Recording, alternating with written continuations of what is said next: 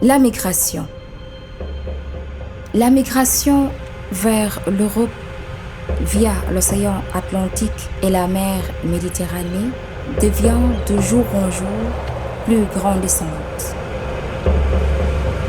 Ce qui nous a poussés à nous intéresser à ce phénomène pour en déterminer les causes profondes.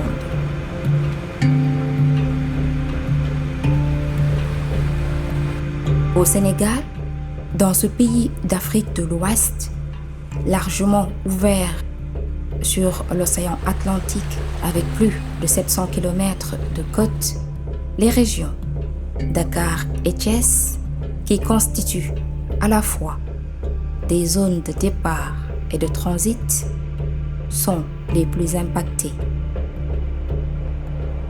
Plus précisément dans les localités de Guéro, Ndayane, Thiawlène, Diokoul, Mboro, Diogo et Fass Boye. Ici et là, nous avons rencontré plusieurs cibles, allant de jeunes tentés par cette migration aux représentants des organisations de la société civile, en passant par des migrants rapatriés d'Europe, des parents d'émigrés, de mères ayant perdu leur fils lors de l'Odyssée sur l'Atlantique, et enfin de femmes ayant perdu leur mari dans des circonstances troublantes et non encore élucidées lors de la traversée.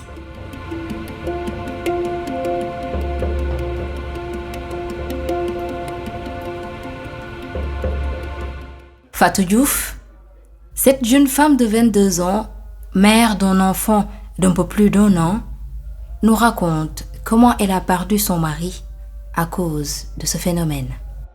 J'étais ici chez ma mère. Quand j'ai eu écho qu'il y avait une pirogue qui s'apprêtait à convoyer des candidats au départ, j'ai décidé d'aller dissuader mon mari pour qu'il ne soit pas tenté d'y embarquer. Quand je suis arrivée, il m'a rassurée de ne pas y aller. On est restés ensemble jusqu'au crépuscule. Subitement, il voulut me déposer sur place sous prétexte qu'il allait chez son frère. J'ai voulu le suivre, mais il me demanda gentiment de l'attendre sur place et qu'à son retour, on allait rentrer ensemble. En fait, il avait décidé de partir, mais ne voulait pas me l'avouer.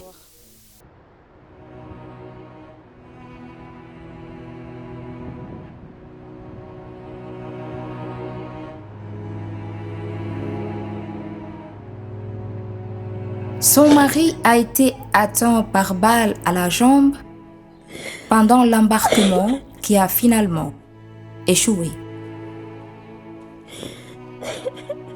Ceux qui ont commis cet acte odieux ont gâché la vie de ma petite sœur. Et pour son mari qui a été froidement exécuté, je dis à chaque fois qu'il a subi un tort. Parce qu'en tentant cette traversée, il n'était nullement mal intentionné. Il voulait juste migrer pour prendre en charge les besoins de sa famille. Ne fallait-il pas mieux empêcher la pirogue de prendre le large plutôt que de tirer sur les candidats au départ? Après que le drame se soit produit, ils ont voulu camoufler l'affaire, car dès le lendemain, à l'aube, ils se sont présentés sur les lieux du drame pour chercher les cartouches des balles tirées. L'objectif, c'était d'effacer les preuves. Mais la vie humaine est sacrée. Je me demande, est-ce que celui qui a commis ce crime aura la conscience tranquille pour le restant de ses jours? Dieu seul sait. Nous, la famille, on ne lâchera pas cette affaire. Sinon, ce serait trop facile. Il faut que justice soit rendue. Et pour cela, on ira jusqu'au bout de la procédure judiciaire. Ce qu'ils ont fait est anormal.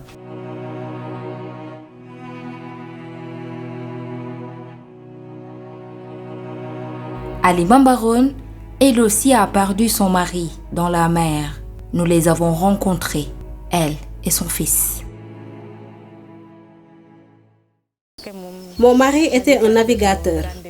Il allait souvent en mer mais il ne m'a pas informé de son départ. Cependant, il me répétait souvent que sous peu, nos peines et souffrances allaient cesser. Mais je ne pouvais pas comprendre ses propos.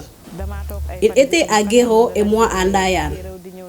Je suis restée des jours sans avoir de ses nouvelles, alors je commençais à m'inquiéter. Lorsque j'appelais là où il était, on me répondait qu'il est parti à Dakar. Le soir, si je rappelle, on me répond qu'il est sorti. J'eus alors l'impression qu'on me cachait quelque chose. C'est après qu'on m'a informé qu'il a pris les pirogues pour aller en Europe. C'est un de ses amis avec qui il était parti et qui a survécu qui est venu ici avec la nouvelle. C'est très dur, parce que tout enfant aurait aimé grandir sous l'aire protectrice de son père. Ce sont mes oncles et ma mère qui me prennent en charge.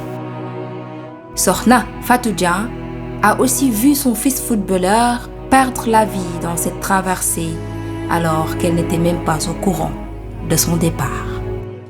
Dans cette aventure périlleuse, j'y ai perdu celui que je chérissais le plus. Mon fils aîné. Vous voyez cette dame assise là en pleurs? Nous vivons le même drame. Son fils était dans la même pirogue où le mien a laissé la vie. Heureusement qu'il fut sauvé, mais jusqu'au moment où nous sommes, il n'est pas encore revenu auprès de sa maman. Pour en savoir un peu plus sur les causes, nous sommes allés au village de Ndayan pour y rencontrer Gorgui Diop, plus connu sous le nom de Koli Diop, et Issa Niang, tous les deux pêcheurs. Autrefois, l'agriculture nous permettait de vivre décemment. Nous dégagions même des excédents que l'on commercialisait. Mais aujourd'hui, ce n'est plus le cas. On a presque plus de terres à cultiver. On ne peut dénombrer plus de 4 familles à continuer à vivre de cette activité. Il n'y a plus d'espoir ici.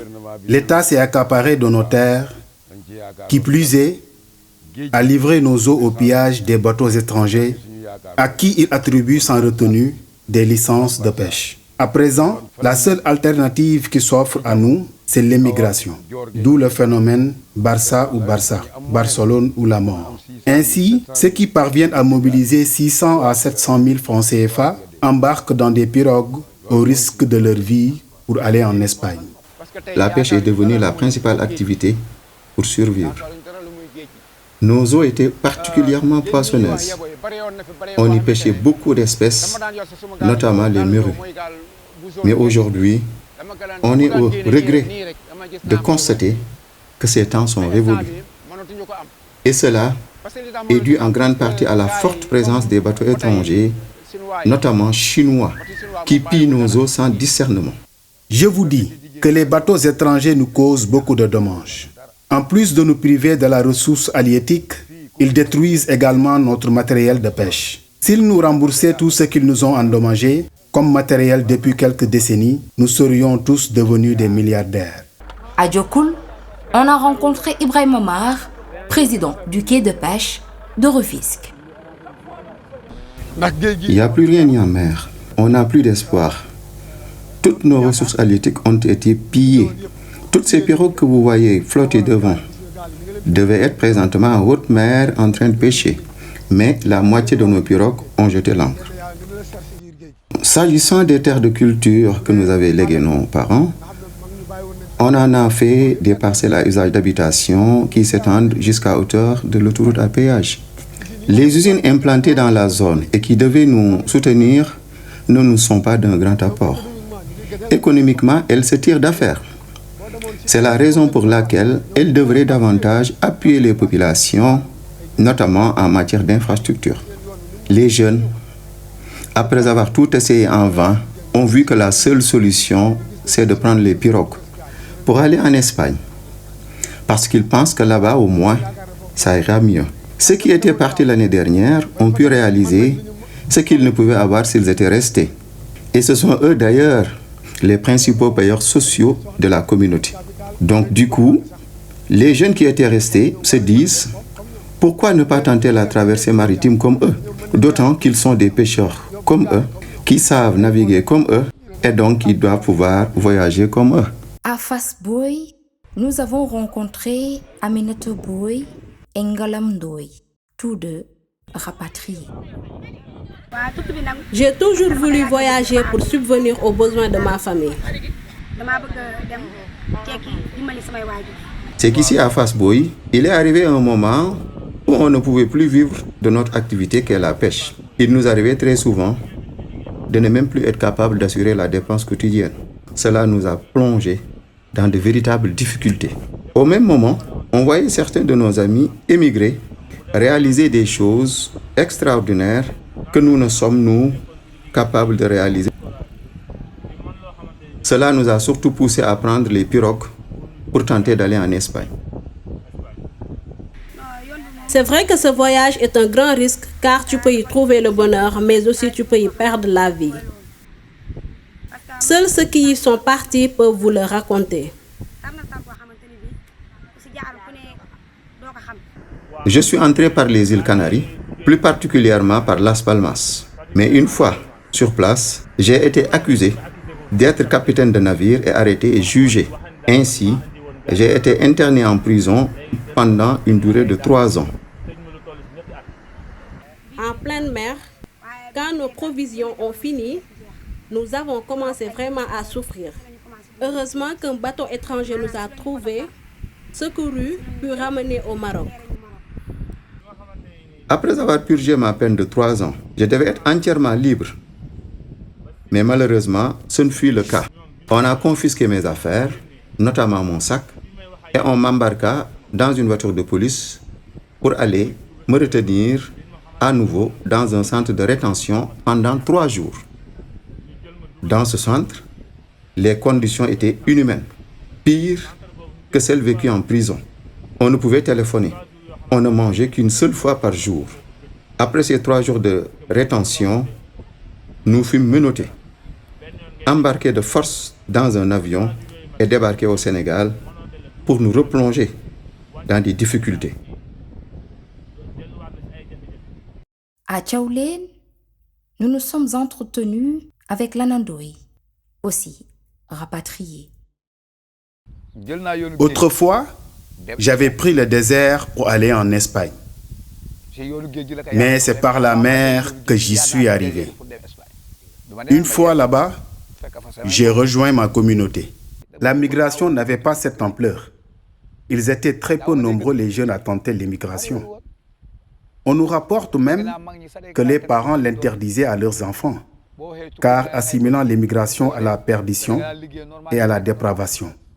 Mais maintenant su, les problèmes nous assaillent de toutes parts. On a bien des raisons et le droit de migrer. Moi, je le dis haut et fort. Dans ma vie, j'observe et je fais ce qui m'arrange. Je n'attends rien des politiciens. Mais ces derniers se doivent d'assister les populations. Mais il n'en est rien. S'ils veulent véritablement combattre la migration, ils n'ont qu'à diversifier les offres de visa pour permettre aux jeunes d'aller travailler et gagner leur vie. Sinon, embarquer de manière clandestine pour l'Europe ne serait pas pour nous synonyme de suicide. Au contraire, ce serait un djihad. Si on y laisse la vie, on va directement au paradis. Même si le paradis appartient au bon Dieu, mais il comprendra que nous nous sacrifions pour alléger la souffrance de nos parents et qu'ils permettent à nos compatriotes déjà installés de travailler et d'amasser de quoi apporter à leurs parents. Je recommande à l'État de refuser le rapatriement des migrants, car la plupart de ceux qui y sont ont vendu leur matériel de travail pour pouvoir migrer. D'autres ont vu leurs parents hypothéquer ou vendre leurs biens pour financer leur départ. Imaginez un peu si ce jeune est rapatrié. C'est le replonger dans la galère. Mustapha Fall est un secouriste à Mboro. Il nous explique comment il a eu à repêcher des corps sur la rive. Jusque-là, j'étais dans l'anonymat. Ce qui m'a montré au grand public, c'est le jour mémorable où j'avais sorti des eaux 4 corps sans vie de jeunes du village de Kermassamba, que les membres de la communauté ont véritablement compris l'importance du travail que j'abattais sur la plage. Pourtant, bien avant, j'ai réalisé d'autres actions de secours beaucoup plus extraordinaires. Je ne suis jamais, toutefois, allé au secours de migrants en détresse. Dans la plupart des cas, c'est des corps sans vie, rejetés par les courants et les vagues, que je vais récupérer. Il m'est arrivé, par exemple, de prendre ma barque et d'aller jusqu'à Notogouïdjama pour récupérer un corps que j'ai remis à la brigade de gendarmerie. Il y a un autre corps qui est juste derrière les buissons. Quand je l'ai ramené des eaux, il n'avait plus la totalité de ses membres. Il manquait ses jambes, ses bras. Je n'ai pu récupérer que le crâne et les épaules. Pour trouver des solutions face à cette migration, à Fass Boye, on a aussi rencontré Abdou Karim Sarr, président du mouvement Conflit Département de Tivaouane. Les jeunes qui tentent d'émigrer, c'est parce qu'ils n'ont pas le minimum pour rester chez eux. Sinon, ils n'allaient pas tenter l'aventure. Pour qu'ils restent, il leur faut un peu de moyens. Et ces moyens, en grande partie, ne peuvent provenir que de l'État. C'est donc à l'État d'accompagner ces jeunes qui ne veulent que travailler. Par exemple, les pêcheurs ne comptent que sur les ressources de la mer. Mais aujourd'hui, nos eaux sont pillées. Pour les maintenir, il faut donc les doter de moyens conséquents pour qu'ils puissent continuer de mener leurs activités. Mais aujourd'hui, le matériel de pêche coûte cher, que ce soit les moteurs, que ce soit les filets et autres. Ce qui coûtait 50 000 coûte aujourd'hui 150 à 200 000 francs CFA. Cette situation démotive les pêcheurs et les contraint au départ. Il faut surtout privilégier les jeunes en âge de travailler. Et ce soutien n'est pas seulement financier. On peut mettre en place des projets où chacun sera accompagné en fonction de ses compétences, même s'ils doivent recevoir des prêts qu'ils doivent rembourser. Je pense que cela peut aussi être la solution. À Mboro, nous avons rencontré Ndiagandiaï. Il est membre de la plateforme SOS Mboro. Effectivement, vous avez bien fait de le préciser comme ça. D'habitude, quand on parle de Mboro, déjà avant qu'on parle même de ces entreprises-là qui sont installées, la zone avait une vocation qui était vraiment maraîchère, et même peut-être disons fruitière à l'époque. C'est ce qui a même amené le colon à l'époque en 1836, c'est de créer ce qu'on appelle la station agricole à Mboro. Ensuite, également, comme vous le savez, nous avons au moins plusieurs dizaines de kilomètres de côte. Donc la pêche également est une activité importante. Et quand il y a autant de jeunes donc, qui issus de ces localités-là et qui s'aventurent également à utiliser la voie irrégulière pour immigrer, cela va tout dire. Donc ça veut dire que les ressources qui sont là ne profitent pas aux populations. Il faudrait écouter les pêcheurs qui ont dit comment le secteur doit être géré, avec l'augmentation de la distance de pêche qui est accordée à la pêche artisanale, avec d'autres types de contrats avec les bateaux industriels qui favoriseraient plus la pêche artisanale que les bateaux industriels, qui eux peuvent quand même pêcher beaucoup plus qu'équivalent et qui également pillent leur matériel souvent en mer. C'est ce qu'il faut vraiment faire et créer en même temps également des entreprises de transformation. Il faut que ces produits-là, au lieu de les exporter ailleurs, il faudrait nécessairement qu'on les laisse ici et qu'on trouve même une unité de transformation de ces produits. On aurait dû également faire la même chose avec le secteur de l'agriculture. On a autant de phases cultivables qui ne sont pas du tout utilisées. Il faudra les utiliser. Il est apparu tout au long de ce reportage que des facteurs comme la raréfaction des ressources halieutiques dues à la surpêche des bateaux étrangers, la spoliation et l'accaparement des terres cultivables par l'État et les firmes nationales ont plongé les populations dans la précarité, le chômage et l'extrême pauvreté. Il n'y a plus d'espoir. Face à cette situation alarmante, il n'y a qu'une seule alternative, l'immigration, d'où la recrudescence du phénomène au Sénégal. Pour y remédier, des pays de départ et de transit comme le Sénégal et des pays d'accueil comme ceux de l'Union européenne ne doivent-ils pas mettre en place des politiques migratoires plus respectueuses des droits et libertés des migrants?